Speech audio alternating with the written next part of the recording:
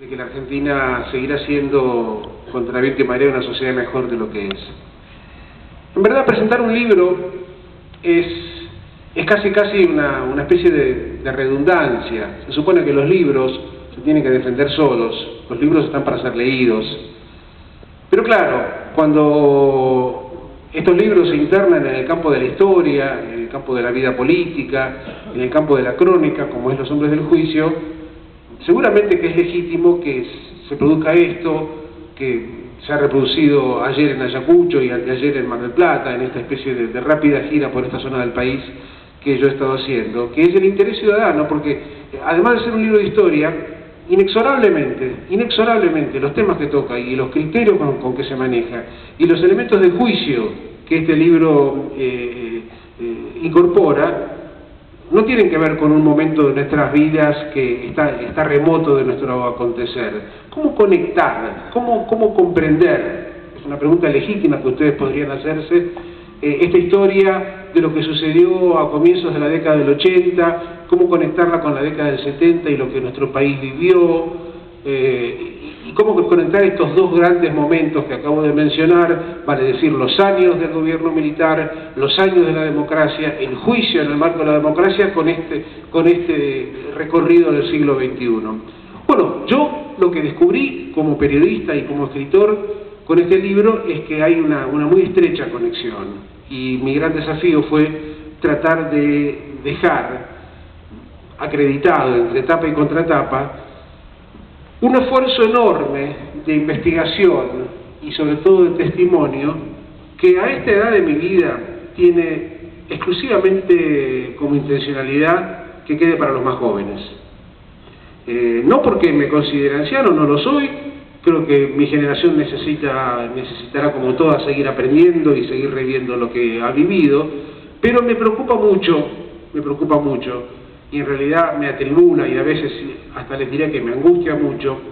de qué manera en estos últimos años, en estos últimos 5 años para ser más preciso,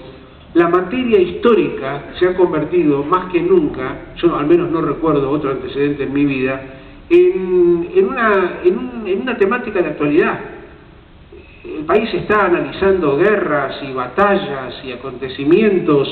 que han ocurrido no solamente hace 36 años, sino hace 50 y hace 100 años, con una intensidad y de una manera tan visceral que uno no puede menos que preguntarse, pero ¿cómo es posible que esto tenga tanta intensidad? Es decir, el país ha hoy, en nuestro presente cotidiano, superado todos sus problemas más acuciantes como para poder dedicarse a debatir si la vuelta de obligado fue o no fue una gesta nacional. Bueno, es un dato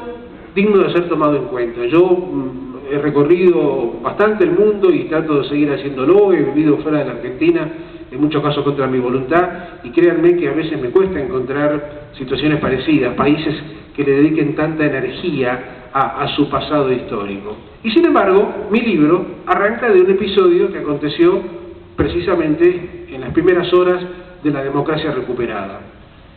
cuando a 72 horas de haber prestado juramento como presidente de la Nación, el doctor Alfonsín firma el histórico decreto que ordena el enjuiciamiento de las juntas militares que habían gobernado la Argentina hasta el último ciclo del régimen de Viñones, que ya no era una junta militar. También hay que decir que junto con ese decreto de enjuiciamiento de las juntas, esto a veces se olvida, el presidente Alfonsín había firmado otro decreto instruyendo el enjuiciamiento de los principales dirigentes de las organizaciones guerrilleras. Pero esta es otra historia, o en todo caso forma parte de la historia, pero por separado. Yo cuento en el libro, cualquiera lo va a poder consultar en el prólogo si tienen la voluntad de leerlo, que diferente de todo lo que me ha pasado con mis libros anteriores y en mi larga carrera como periodista, esta historia llegó a mí, yo no llegué a ella. Sin embargo, aclaro siempre, y aunque algunos quizás ya lo hayan escuchado en más de un reportaje, pero lo sigo haciendo, que no es un libro de encargo, no es que yo acepté algo que sería perfectamente legítimo y perfectamente razonable, hacer un libro que alguien me encargó porque no es escritor o no es periodista.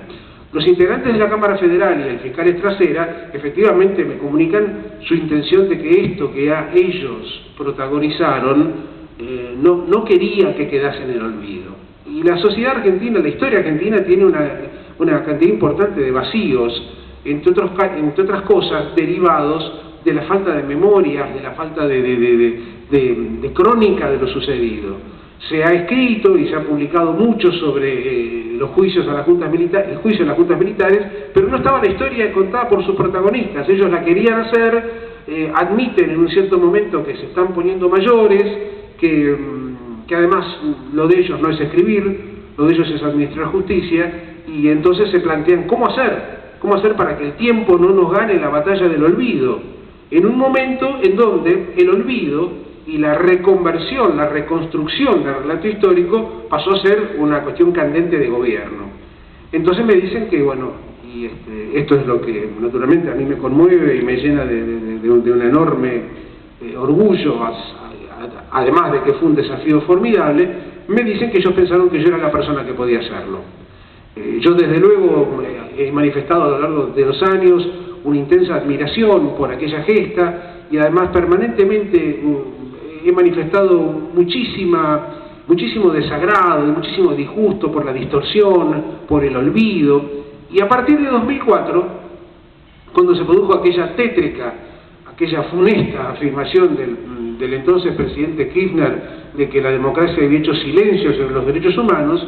yo tuve la sensación muy nítida, muy intensa, muy imposible de que me traicionara mi percepción de que estábamos frente